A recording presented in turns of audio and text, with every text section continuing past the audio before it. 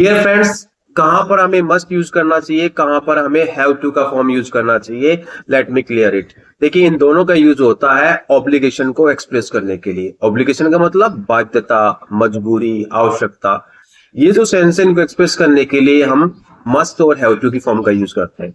Obligation two types का होता है, internal obligation and external obligation. Internal obligation का मतलब होता है कि कोई भी काम, स्पीकर कोई भी काम इसलिए कर रहा है क्योंकि वह काम उसके लिए नेसेसरी है।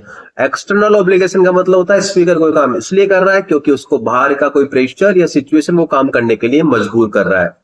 तो इंटरनल ऑब्लिगेशन के लिए हमें मस्ट यूज करना चाहिए एंड एक्सटर्नल ऑब्लिगेशन के लिए हमें हैव टू या उसकी फॉर्म्स का यूज करना चाहिए। एग्जांपल्स, आई मस्ट स्टडी, मुझे स्टडी करना है। अब यहां पर स्पीकर को लग रहा है कि मुझे पढ़ना चाहिए, उसके लिए पढ़ना रिक्वायरमेंट है और नेसेसरी है।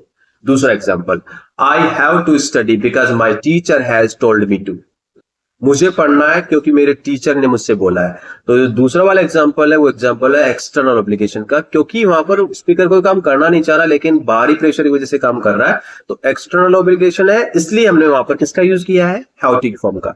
That is the basic difference between these two. Thank you so much. I hope you understand.